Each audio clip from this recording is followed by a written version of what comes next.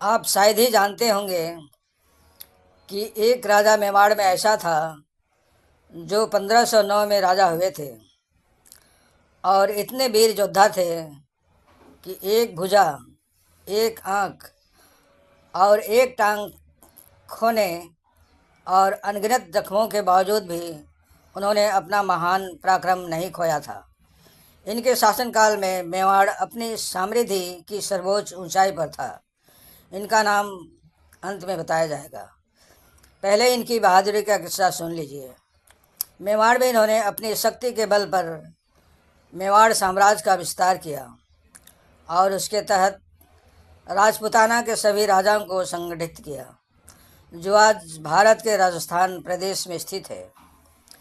इस राजा ने विदेशी आक्रमणकारियों के विरुद्ध सभी राजपूतों को एक किया। वे सही मायने में एक वीर योद्धा और शासक थे, जो अपनी वीरता और उदारता के लिए प्रसिद्ध थे।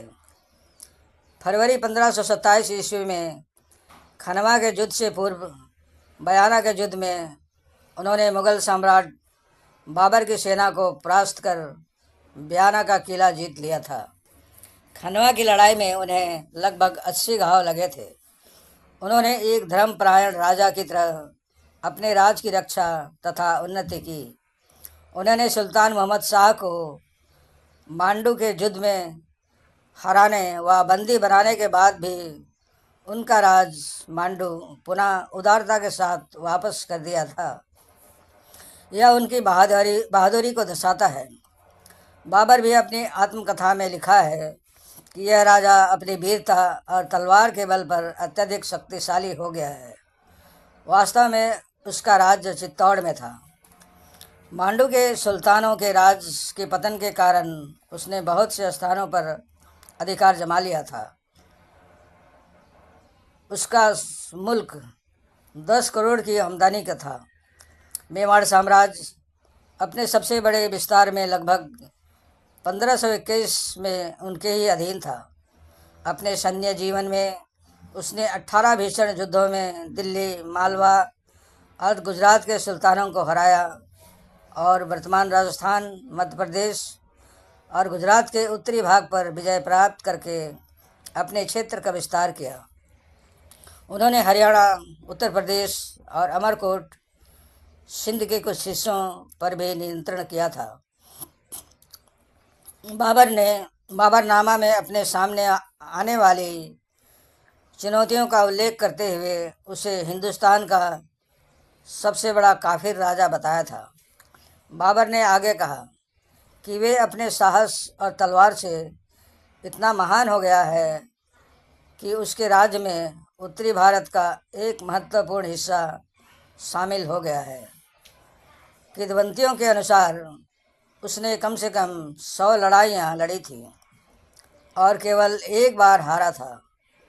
उसने अपनी कलाई खो दी, एक पैर में अपंग हो गया और विभिन्न संघर्षों में उसके शरीर पर 80 घाव थे। अपने शानदार सैन्य कैरियर में उसने दिल्ली, मालवा और गुजरात के सुल्तानों को 18 भीषण लड़ाइयों में हराया और वर्तमान राजस्थान के अधिकांश हिस्से पर विजय प्राप्त करके अपने क्षेत्र का विस्तार किया। उन्होंने 1305 ईस्वी में राजपूत परमार वंश के पतन के बाद पहली बार मालवा में राजपूत शासन को फिर से स्थापित किया। उन्होंने हिंदुओं से जजिया कर भी हटा दिया, जो पहले मुस्लिम शासकों द्वारा लगाया जाता था। उन्हें उत्तरी भारत का अंतिम स्वतंत्र हिंदू राजा माना जाता है, जिसने एक महत्वपूर्ण क्षेत्र को नियंत्रित किया।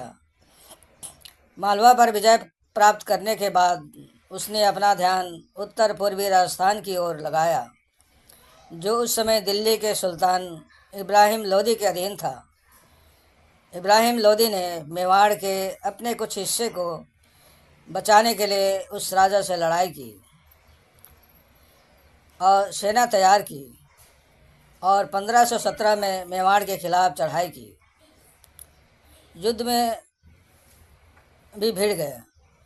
उसने लोधी सेना को गंभीर पराजय का सामना करना पड़ा और वे भाग गए। एक लोधी राजकुमार को पकड़कर कैद कर लिया गया था। इस युद्ध में इस राजा ने एक हाथ खो दिया और एक तीर ने उसे जीवन भर के लिए लंगड़ा बना दिया। बाद में उसने निज़ाम खान की मुस्लिम सेना को भी हराया और अहमदाबाद तक उनका पीछा किया, पर उसने राजधानी अहमदाबाद से 20 मील पहले अपना आक्रमण वापस ले लिया। उन्होंने गुजरात के शाही खजाने को लूट लिया और कई मस्जिदों को नष्ट कर दिया और उनके ऊपर मंदिर बनवाए।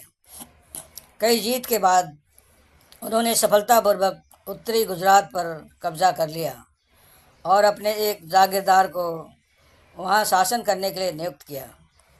ये वीर योद्धा और कोई नहीं, ये योद्धा राजा राणा रायमल के पुत्र राणा सांगा थे, जिन्होंने 1509 में राणा सांगा मेवाड़ के महाराणा बन गए थे।